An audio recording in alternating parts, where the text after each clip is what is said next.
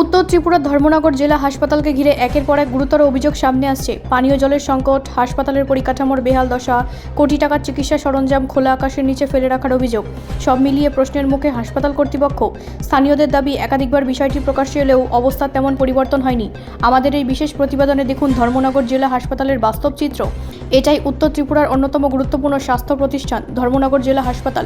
প্রতিদিন জেলা ভিত্তিক প্রান্ত থেকে শত শত রোগী চিকিৎসার জন্য এখানে আসেন, কিন্তু হাসপাতালের বর্তমান পরিস্থিতি নিয়ে উঠেছে একাধিক প্রশ্ন। অভিযোগ, হাসপাতালের বিশুদ্ধ পানীয় জলের পর্যাপ্ত ব্যবস্থা না থাকায় রোগী ও তাদের পরিবারের সদস্যদের চরম দুর্ভোগের শিকার হতে হচ্ছে।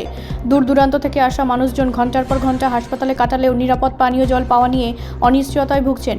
আরও অভিযোগ, হাসপাতালের ছাদে থাকা জলাধার বা ওয়াটার ট্যাঙ্কগুলোর রক্ষণাবেক্ষণ ও পরিষ্কার পরিচ্ছন্নতার কাজে সঠিকভাবে করা হচ্ছে না। স্থানীয় সূত্রের দাবি, প্রয়োজনীয় প্রযুক্তি ও সরঞ্জাম ব্যবহার না করে অস্থায়ীভাবে কাজ চালানো হচ্ছে। এমনকি ট্যাঙ্ক পরিষ্কারের কাজে নিয়োজিত কর্মীদের পর্যাপ্ত সুরক্ষা সামগ্রী ও আধুনিক সরঞ্জাম না দিয়েই কাজ করানো হচ্ছে বলে অভিযোগ উঠেছে। কিন্তু এখানেই শেষ নয়, হাসপাতালের ছাদে দেখা গেছে বহু মূল্যবান চিকিৎসা সরঞ্জাম খোলা আকাশের নিচে পড়ে রয়েছে। অভিযোগ অনুযায়ী কোভিড পর্বে আসা হাসপাতালের বেড, নবজাতকদের জন্ডিস চিকিৎসার জন্য ব্যবহৃত ফটোথেরাপি ইউনিট, অক্সিজেন কনসেন্ট্রেটর এবং অন্যান্য চিকিৎসা যন্ত্রপাতি দীর্ঘদিন ধরে অরক্ষিত অবস্থায় পড়ে রয়েছে। স্বাভাবিকভাবেই প্রশ্ন উঠেছে, সরকারি অর্থে কেনা এই গুরুত্বপূর্ণ সরঞ্জামগুলোর রক্ষণাবেক্ষণের দায়িত্ব কার? যদি এগুলো ব্যবহারযোগ্য অবস্থায় থাকে তবে কেন রোগীদের সেবায় কাজে লাগানো হচ্ছে না? আর যদি অকেজো হয়ে থাকে তাহলে তার নথিভুক্ত হিসাব কোথায়? স্থানীয় মহলের একাংশের দাবি, হাসপাতালের বিভিন্ন অনিয়ম ও অব্যবস্থাপনার খবর প্রকাশ্যে এলেও বাস্তব পরিস্থিতি খুব একটা উন্নতি হয়নি।